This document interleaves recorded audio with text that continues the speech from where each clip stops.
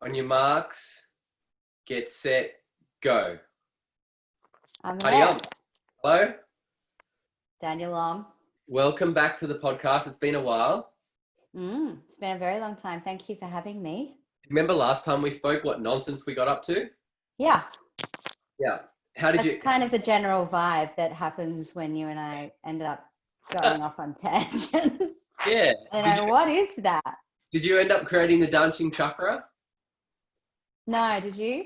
I didn't. I thought maybe we could probably pass that along to Andrew Menaeus. Yeah, he'll be totally up for that. He's down for it. He just needs the word and he's there. Yeah. I thought it was really channeled that for him, I feel. I do too.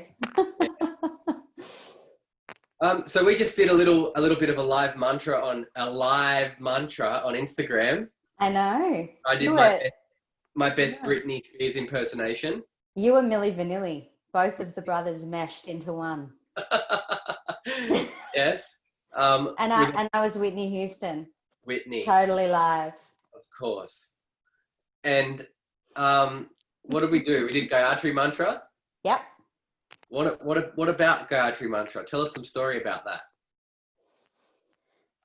Well, funnily enough, it's also known as the sun prayer, and being winter solstice, it's kind of actually quite poignant in that we're going from darkness now, like our darkest time. Tonight will be our darkest night of the year, and then it'll just get lighter and lighter and lighter. The sun will stay out for longer. So this particular version of the Gayatri Mantra, which is the one that everybody kind of knows, my favo interpretation of that is: you who are the source of all power, whose rays illuminate the world, illuminate my heart too, so that it too may do your work. It's so beautiful. It's like, let's illuminate the heart from the sun, from the energy of the sun, which is like all powerful. And like, you think about the sun, it's like, it's what gives us life, right? So when the sun is moving from the space of your heart is moving from that energy of illuminating everything. It's pretty wild. It's a pretty wild mantra. In the Sri Vidya tradition, it's one of only 5 unlocked mantras that you can use to their fullest capacity. So you can chant Gayatri, and in that tradition, it will have the power that would have as much so as as the locked mantras as well. It's a pretty special one. I love it. Yeah. I love that version of it too. Before you go on, yeah, I can hear some noises coming from your end, and it sounds like hitting something together. Is it my earring? Is that what it is? Is it going clink, clink, clink? Yeah, it was annoying me. I thought, maybe you can't hear it. It's my earring going bang, bang, bang into the microphone. But it's good. These headphones are nice. The sound is lovely through them. The sound is lovely. Yes. Now that's better because I can hear. I just wanted to clear that up. So you're saying that I feel like this, like that resonates for me, that being the sun mantra, and it definitely comes to me when I'm at the beach, sunrise, or any time of day when the sun's shining bright, and singing that mantra really connects the mantra connects me to the sun and feel that power. It's quite profound.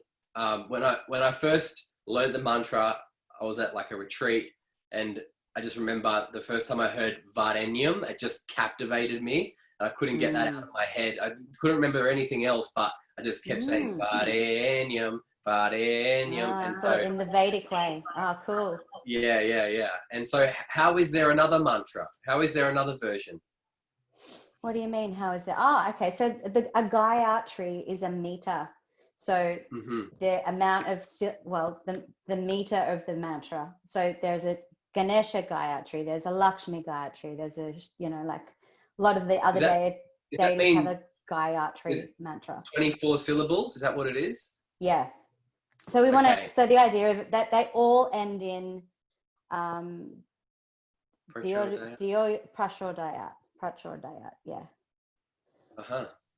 And so can you give us Ganesha's one? No, I can't. Classic. No. All right, great. I don't know any other Gayatri Mantra, actually. That's the only one that I know, but I'm inspired now to learn Ganesha's Gayatri. Yeah, let's find out about that. Yeah. So let's talk about how you've gone through the COVID season. Yeah. Yeah, because you're obviously a teacher, and so you're used to filling classes and being in the presence of lovely, beautiful yogis. How's the withdrawals been? Well, it started off pretty rocky, if I'm honest. I actually couldn't believe it was happening. I just went into kind of this downward spiral of what? This, first of all, it was disbelief. It was this like all-encompassing feeling of this cannot be true. Surely this isn't true. It's just a virus. Why would we have to do this? This is just ridiculous. And then when I realized that it was true, that there was nothing happening. So I'll go back a little bit, because I think it was actually the weekend before ISO began, or maybe the weekend before that. Anyway, I was teaching in a yin yoga teacher training, and the restrictions had started coming in. So we had to people started pulling out of the training. And even then I was like, really? Why would you need to do that? And then, so I think probably about 10 people pulled out of the training just from fear, which has been a huge thing, I think, for a lot of people in this time. And then after that, I remember teaching a class the next day, and all of my students were just looking at me with these big eyes, like, what are we going to do? Like, as if I had the answers for it or something. And by then it was already like restrictions. I can't remember what happened in that week, but it was hardly anyone was coming. There was a whole, like, I had a student crying at the end of my class because she was so worried that she was going to get it. Because, like it was like this, there was all this talk about it being fatal. If you get it, you'll die. Right. I still don't have any answers, and I still don't know. But then everything closed down, and that was when I went into like, oh my God, what's going on? And then after that, stuck at home, can't go anywhere, allowed to go for a walk. You can't sort of see anyone, do anything. So I kind of, from going from, like you said before, going from someone who sees people every single day, and I see people like in sporadic kind of moments of their life. So like, I'll see the same person every Sunday, for instance, but we'll just have tiny little 2 or 5 minute chats before they go into their class, and then they'll come out, speak advice, sort of thing. So I just sort of have these little conversations with more than 100 people a week. So I'm used to spending time with people in the studio, but I'm also used to having conversations with people and just knowing people and being around people. So I've gone from that to just being in a house with my boyfriend, absolutely driving him absolutely insane, because I was inside of myself going freaking insane too. It was just like, I don't know how to describe the feeling of going from having, it's like this, it's like I went from having purpose to having none. I went from because this year was going to be an epic year with all these things planned, and I had a retreat in India planned, and it was full, and that had to be cancelled because the borders of India closed about I don't know, a month before the retreat was starting. All the sort of things that you just expect to happen, and they didn't. And then I had to sit in that I had to allow myself the space to just sit in the discomfort of not being able to do what I feel like I'm here to do. Yeah, and I don't think I'm alone there. I think that lots of people felt the same way. Absolutely. Did you do a lot of meditation while you were sitting around? Yeah, I think there's two things that's been really good for me in this time. Is that the first thing is that I get up in the morning with no alarm. And then I do my practice, which just goes for as long as it needs to go for. You know, it can go for 2.5 hours without doing any asana, or it can go for 45 minutes, or however long I want it to go for, however long it needs to be. Whereas before it was like, right, I've got this and this and this on, so I've got to squeeze that in that time space, and then I've got to get out and I've got to do this and this. So I think that's been really, really sweet. No alarms in the morning is just heaven. Do you wake up to an alarm? Yeah. Do you have an alarm? Oh. I don't. I haven't been in this time. No. How good is it? Yeah, it's been really good. And some days I will wake up at 5 a.m. and I'll just get up and start my practice. And some days it'll be 7:30, 8 o'clock. Yeah. So, some days for me it's been 9:30. Yeah. And that's just not like me. Yeah. But I love it. And do you know what it is? It's like I wake up, but then I know I don't have to get up yet, so I lay there. And you know that thing where you can just lay for as long as you want. Oh my God, I feel like I'm a teenager again in that way. It's so great. Yeah, it's stoner time. It's stoner routine. Yes. Yeah. Without the cannabis. That's right. Exactly. And so have you noticed as well the what it feels like everybody wearing their kind of insecurities on the outside now? You see it in people's field more. Their insecurities on the outside. Like their neuroses. Like if you go to stand near someone at a supermarket, they freak out and move away and get shuffly. It's kind of crazy. Everyone's on edge now, huh? Yeah. I mean, I've been walking a lot, and I didn't know how much I love walking until this whole situation happened. But even now, like particularly at the beginning, like we're in an open space where there is nobody around, like not a single person to be seen for miles. Yeah. And I'll be walking down the footpath, and a woman walking towards me will cross the road so that she doesn't have to come near me or touch me in case I give her COVID. Yeah, it's crazy times. I just want to say too, I've never had COVID. You've never had COVID? No, have you? Did you get COVID? Not that I know of. No, I haven't. Do you know anyone who got COVID-19? I don't actually. Me either. No. Yeah. So I don't even know if we're sitting here like, it's not that bad, just get over it, or if it's like Australia actually hasn't even had the thing yet. Yeah, that's a good point. And winter hasn't come. That's right. So, and like viruses, colds, flus, they live in wintertime. That's like for sure. And it hasn't really gotten that cold here in Melbourne either. So it's like, you never know. And, who knows what's going to happen? I agree. I wouldn't have a clue. I really don't know. It's hard to speculate. Although it's fun to speculate, it's hard to accurately speculate. Yeah. Yeah. I mean, I've heard all the conspiracies. I've seen all the videos.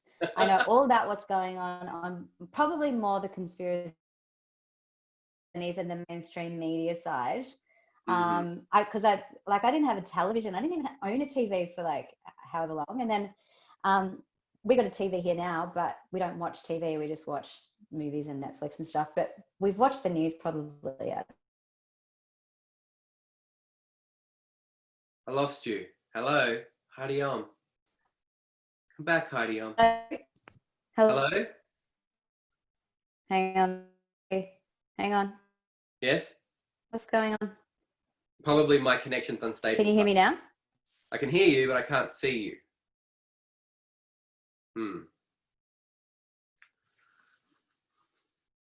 It's because we're talking about conspiracies, Heidi Om. Hello. I think you're a little bit unstable. Can you hear me?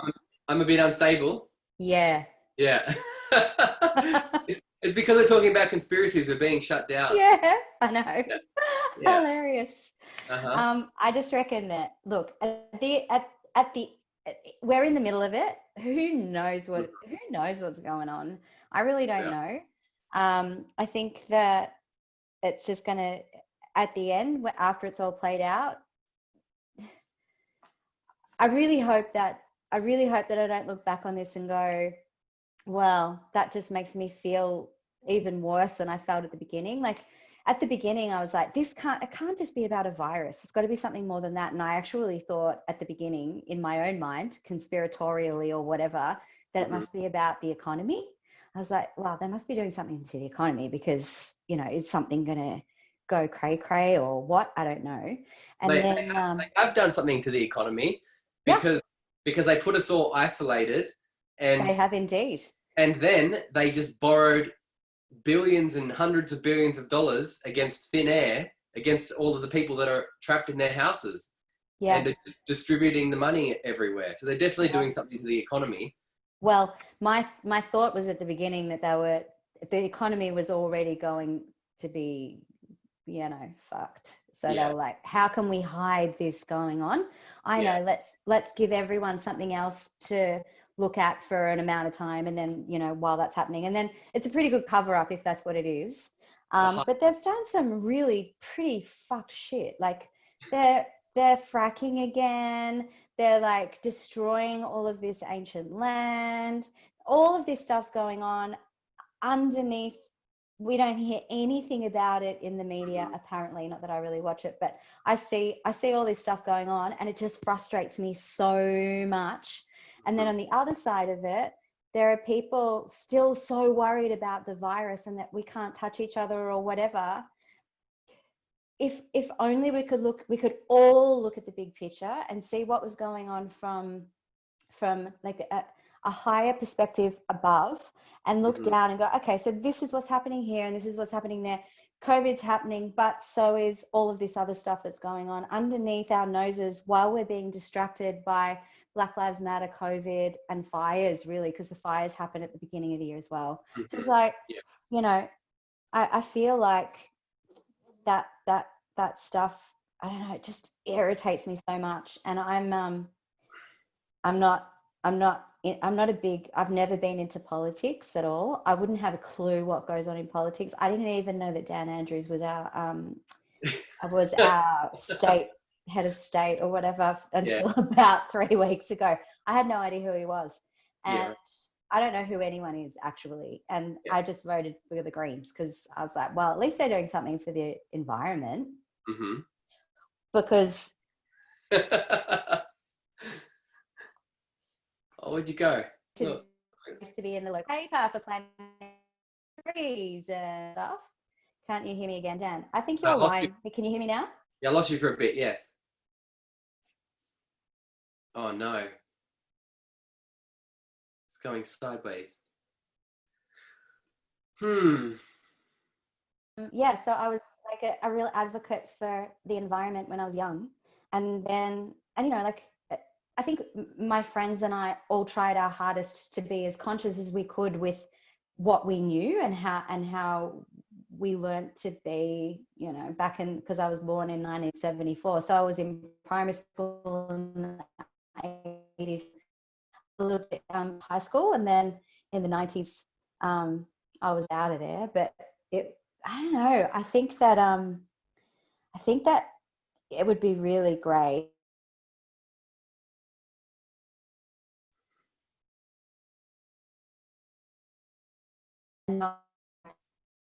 things that are happening here and here is, I feel like might be distractions. What about you, Dan? Wow. Unfortunately, I missed half of everything you just said. Oh, it was absolutely the most incredible conversation I've ever had in my entire life. I'm sure it was. I heard that you went to school, and then all I heard was it might just be a distraction, and that's all I really heard. Right. So let's move on. Recap. No. But because I'm recording to the cloud, there is a chance that the other people still won't hear that. They will. They might. Well, do you know what I reckon? If they hear it, it's going to be amazing. It's going to be amazing. But if they never hear it, that's also going to be really amazing. I reckon it's been very interesting on all the levels. It's very hard to wrap your head around everything that's going on in order to have an actual perspective and to speak about it. But I find it funny to watch the media, how they direct the attention, because they don't just give all of the news. They give very specific stories and very specific narratives in order to get us to believe one thing or another thing. And then they leave out giant chunks of the story that don't suit their narrative. And it's very, I've watched them. Do you follow Chef Pete Evans? Yeah. I've watched them attempt to assassinate his character. Yeah. And all they're doing is exposing themselves as being incompetent and having an agenda. They all write the same basic story. They're trying to discredit him and everybody like him, obviously, which means everybody like you and me that don't think mainstream when it comes to media, when it comes to medicine, when it comes to food, when it comes to all these different things. People that are doing their own inquiry, that are doing their own research and being like, hang on, the food pyramid's shit. Mainstream medicine, for the most part, is just dealing drugs and keeping us locked in a system of illness. And so what they're actually doing is exposing their own stupidity.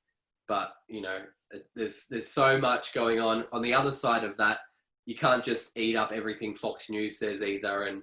And you can't just believe in all the conspiracies, because they also have an objective to try to get you to think a certain way. Absolutely. And it all comes back to, for me, it's like, you've got to try as much as possible to let go of getting stuck in all the stories and just come back to what can you do from where you are? How can you be the best you can, Yeah, I love that. And I think that, like if we really, really just come back to ourselves, and like in the chakra system, right? In yoga, I think we spoke about this last time, how funny that I just wanted to talk about chakras out of the blue. There's a way of looking at it that it can come from the ground to the heart, and then the other kundalini starts at the crown and then goes to the heart as well. So they both meet at the heart. So and I love that, because it's like, everything leads to the heart. Everything just lands in the heart. And when I really believe that if we are coming from the place of our heart, no matter what, it's always true. And it's hard to get there sometimes, because you might be in ego consciousness or fear consciousness or whatever it is, really in your head or somewhere else. But when I know that if I really listen, then it's real. It's actually where I'm meant to be. So when it comes to both sides, I feel like it's awesome to listen to both. I love hearing that side and that side equally, the right and the left or whatever. But then I always need to question it. I need to know where it's coming from. And then I have to just go, how do I feel about this? Is that landing for me? Like, does that feel shit for me? Something's not quite right, Yeah. And I love there's actually some really cool people out there at the moment that are doing some really, really cool stuff with that, and not just listening to one side or the other, but going, okay, so this is what's going on this side, this is what's going on that side, this is how I feel, and this is what I'm going to do about it. And that's the tricky part for me now, because I just don't know what to do. I feel like, I put a post up on Instagram the other day about feeling unsafe about sharing how I feel about everything, because there's so much shame out there about people's views and judgment. And I actually don't give a shit if you're really into mainstream, like my family are, and like heaps of people that I know are now still. And that's cool. If they're into it, go for your life. And the opposite side of the coin too, like, people who are super into conspiracies, that's cool too. And I'm happy to hear that side out too. Like I said before, I don't know really what's going on. And I don't think we're going to know until the end of this stuff. And whenever that is, Luke, my boyfriend Luke's an astrologer, and he reckons like this solar eclipse is going to be the peak of stuff. And then there's it's a 3-year peak thing, and at the end so this is the middle of the 3-year peak. Yes. And then it's not going to get any easier, but it's just going to, yeah. I like though, from the perspective of the solstice, like you're saying, it's the darkest time of the year right now. And that, you know, I like to reflect back on this time of downtime we've had, you know, because when we first started Corona, we were all saying, you know, the earth wants a rest. She's making us stop. And then we forget that. And then we get caught up in the stories of blaming the people and blaming the sides. And we're like, at first it was like, nature is doing this. And we're like, yeah, we remembered. We were like, yeah, we're not in control. And then we're like, oh yeah, no, it was your fault. No, it was your fault. It's their conspiracy. And I forgot what I was trying to say. Do you know, I know exactly what you mean. It's blaming stuff. Do you know what it is? It's not feeling empowered because everything's out of your control, and we've all been told that we've got to get into our little, like, jails. Our houses are like jails at the moment. You're not allowed to leave. You're stuck in there. You're not allowed to have anyone come and visit.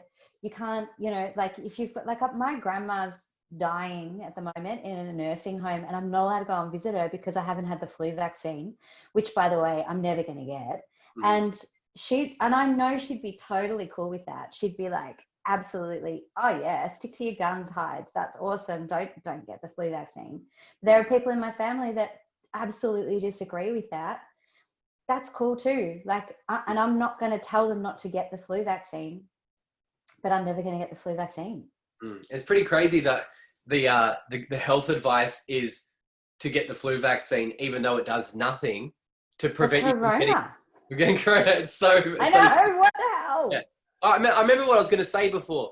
That when the Earth gave us a break and told us to all just chill the fuck out and sit at home and relax and go quiet and go inward and do all this stuff. Then just like when you do a yoga retreat and you start going inward and you start going deeper and deeper, then the dark shit starts to come out, you know? And just like that, this giant ball of systemic racism has surfaced, and this it's like, here, look at that, everybody. I like the way you put that. Yeah, we're all dealing with looking at that, and it's all surfaced at the darkest time of the year, which is so fitting. Isn't it? So it's good that it's come to the surface. But when you speak about being afraid to say what you want to say, there's so many different perspectives in that too, that not all of it's correct, you know? But if you speak out against nonsense talk, then there's the fear that you're going to be shut down because you'll be called racist or whatever, because you don't just automatically toe the line of whatever you're told to be saying, because that's what you're supposed to say about this topic, as opposed to being like, this is supposed to be a discussion and an education is supposed to take place. But in order to be educated correctly, just like Arjuna in the Bhagavad Gita, he's questioning God. He's saying, but what about this? But what about this? But what about this?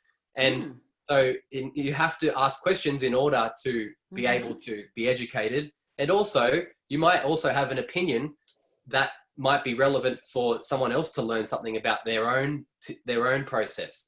And I feel like that with COVID, with, you know, vaccinations, with alternate health, there's so many different things that are like almost like detrimental topics to even talk about. That it's like, if you can't just have a normal conversation and be like, I want to discuss this. I have an opinion. I'm not married to the idea, so I'm willing to let go of it. But it's like, everyone's so tense and so committed to their perspective. It's like, pitchforks are coming at you if you don't agree. Yeah. I've got a girlfriend of mine who put a post up on Facebook the other day about something to do with Black Lives Matters, and it wasn't in keeping with the current political climate, right? And I can't remember what it was, and I'm not going to quote her, but she got smashed by a whole heap of her friends, or her people that she's friends with on Facebook. I don't know whether they're her friends. And she is the most gentle, loving, anti-racist person, person I know, that is less anti-racist, more anti-racist than her. She's just beautiful. Heidi and Om. she's just Heidi Om. questioning it. That is the thing that drives me nuts. Just quietly. Now I can't see you. You've dropped out. The conspiracy continues. Anti-racism. It drives me nuts. because it included in it is the word racism. And so what it is there's two polarities, racism and non-racism. And you want to be in the vibration of love, which is automatically anti-racist, right? Yeah. So you want to be moving you want to be spontaneously acting with people that you're coming into contact with. You can have the awareness that, hey, I might have prejudice against some people, but I have prejudice against people too. Sometimes I like people more than other people based on the experience I have with them. And that's not going to change, you know? No. Yeah. But the idea that anyone's supposed to be anti-racist, it only brings up more problems and fakeness, because you have to calculate within yourself, how am I going to behave with this person based on what I perceive their own insecurities to be about what they perceive my racial prejudice against them to be perceived. And then you're having this whole thing and you're living inside your head and you're not actually connecting because you're too busy trying to worry about not offending somebody. It's just like, can we just like be real and just be present with each other? And if I'm being loving and I miss the mark, you let me know and I'll make the adjustment, as opposed to trying to police everybody else on how racist they are, knowing full well that if they are truly racist, your opinion isn't going to change that. It's probably going to solidify the argument and you're going to hit up against a brick wall. Anyway, that has been something that has driven me nuts, watching social media say anti-racist, all this kind of stuff. And I'm just like biting my Instagramial tongue because it's not going to serve myself to get involved with arguments about that. But that's the other thing. Yeah, but it's not for me. It might sound silly, but it's not knowledge. It's not empowering to somebody else to say that their power is in my actions. You know? No, it's not. But do you know, like as far as that goes, I wonder though, and this is what I've been thinking about for the last couple of days. Like, I also haven't felt safe enough either to stick up for these people, and I feel shit that I didn't. Like, now I'm going, I should have said that and I should have stuck up for them. And so what I'm going to do from now on is, if I see someone being bullied or shamed or smashed on Facebook or Instagram or any social media platform for saying something that they believe in on their own platform, I'm going to stick up for them from now on. I think that's the key. You know, like, it's bullying. It's like bullying at high school. My niece got bullied at high school. I'm like, who's sticking up for you? And she said, no one. I'm like, oh my God, how could no one stick up for you? But I'm actually perpetuating the bullying by not saying anything myself, you know? I'm not going to get bashed up because I'm not even there. Yeah, that's right. You know, and it does work both ways. You know, there are times when you can step in and say something. Someone's getting bullied for having their opinion or for being whatever race or religion they are, and there are times where you can intervene or say something and step in and speak. There is other times when it might be dangerous physically to your health to confront somebody on their own ignorance, especially people that you don't know, don't have a relationship with. And so it just gets into this murky water of like, it's all fun and games to be brave and courageous behind the screen. But it's interesting to see, if you take that approach into real life, that it's a different situation, you know? Yeah, there was, I don't know whether you saw, but there was a girl in Melbourne, I think, got bashed the other day. So she was a blonde, white girl sitting there. Now, I don't know them to bash her, but they like kicked her. Who I don't know what his name was or anything, so I can't like explain it or share it with you. But he was saying, why isn't anyone doing anything about it? The people walking by. But I thought to myself, I couldn't do anything about it. I'd be scared if there were like 3 or 4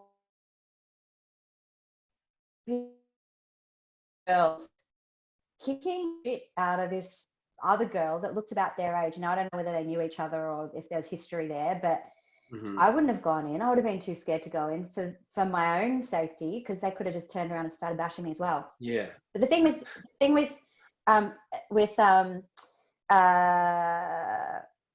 social media is that you can't get bashed up. You can get bashed, smashed emotionally or mentally. Yeah. You can't get physically bashed. You can lose your job though in some cases, I guess. Yeah, I guess. There's a lot of like, you know, assassinating going on in that sense. People having their opinion. If it doesn't match another opinion, then you get, you know, yeah, they take away your income.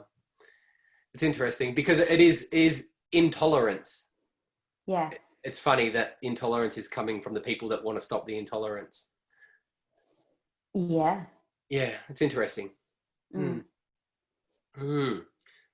so I'm pretty sure that I read that your premier, Mr. Dan Andrews, is tightening the bands again in Melbourne. Maximum of like what? Heidi Om. Five people in a family. So he apparently. Yeah, are you here? Can you hear me? Yeah, I got you.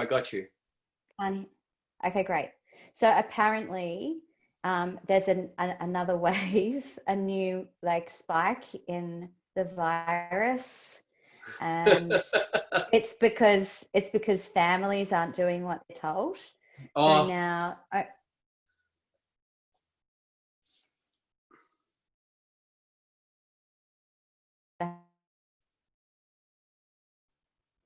And apparently, they're going to come and the police are going to come and knock on your door. What? What do you mean knock on your door? Yeah. Well, just to make sure there's no more than 5 people in your house. Wow. For real. Yeah. What are we going to do about it, Heidi Om? I don't know. What do you reckon? I think we should all move to the country somewhere and start a commune. What do you think? Sounds good. Yeah, sounds good. Yeah. Yeah. Why not? Cool. There's plenty of land up here. Okay. Well, let's move to that place that you're sitting in right now with all the forest and lovely. Yeah. That looks nice. And then I'd like to live in amongst that forest. Yeah. We'll just, why not? Make tree houses and beautiful. That'd be cool. Right. Corona-free zone, we'll call it. Corona-free zone, living off the land. That's right. I'm down with it. I've been saying that quite a bit lately. You've been what? I've been wanting to do it a lot. I've been fantasizing about just living in the country somewhere, you know? Wow. Yeah. Yeah. I definitely got out at the right time, I feel. Yeah, you sure did. Perfect. Yeah. So, do you have any famous wisdoms or quotes for me? A new one? Heidi Om? Hello? This, are you there? Can you hear me? Yeah, gotcha. Can you hear me? Okay. How about this one? One of my favorites from Rumi, right? Mm-hmm. Before you say any words, before you say anything, before you speak, allow your words to pass through 3 gates. At the first gate, ask yourself, is it true? At the second gate, ask, is it necessary? And at the third gate, is it kind? I love that, because it's like, you know, especially at the moment when it's just like people just throwing stuff around, throwing words around. And I know that they've been thought of, and, you know, these beautifully created and written paragraphs of, you know, how they think and what they're doing and da da da, and why this person shouldn't feel this and why this person shouldn't say this. And it's all very beautiful, but it's often not true, kind, or necessary. It's just is, you know. I think it's pretty nice. I've been doing, and this week too, I've been working on Durga, the goddess Durga, because I'm doing this beautiful 30-hour immersion with my girlfriend Kate. And this whole week we've been doing Durga mantras and japas and invoking the energy of Durga. And it's like, I don't know, there's something in me that just feels like a fierce warrior right now, and I can just kind of do it, you know? Yeah. I feel like that. And then the week before it was Saraswati. So then I was like, oh, watch what you say, Heidi, because I'm a Gemini too and I like talking. Yeah. And so pretty much if I have to run everything I say through those 3 filters, I'm not going to say a lot, Heidi Om.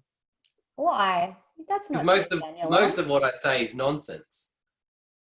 Yeah, but it's the rest of it's probably not necessary. Yeah. And at least 5% isn't that kind.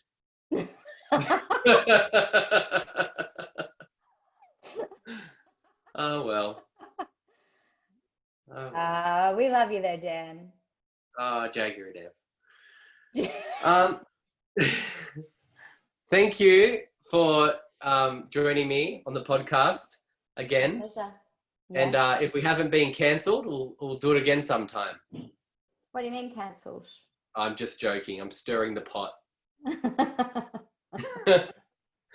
You know, talking about forbidden things, Heidi Om. I know. Yeah. I know. Thank you for having me, Dan. It's been a joy and a pleasure, as usual. Yes. I'll come and visit you soon. Please do. Please do. Yeah. Big bhakti session. We'll have to do a kirtan event while you're up here. Yeah. What's going on up there with the people allowed? How many people are you allowed in your house? We run amok up here. Cool. Yeah. Tomorrow we're doing a yagya kirtan meditation event, but don't How tell many anyone. people? Oh, I can't say. I won't incriminate myself. Okay. So no more than 5 then. No less than 20. No worries. You little rascal. Yeah. I'll enjoy that. Right. I'll be living vicariously through you and thinking about you having the most amazing time ever. Yes. We'll share some snippets on Insta, no doubt. Yeah, that'd be nice. As we've inherited maidment now, so I know, amazing. And Tice, yeah, great. and Tice, yes. Yeah, cool. Yeah. Lucky. Vibes. So it's their welcome to Byron Yagya. So they're going to ceremony. Amazing. And I'm going to use my pundit skills to marry them. Are you? I won't tell them till after. Yeah. Very good. All right. Bye. Bye. Thank you.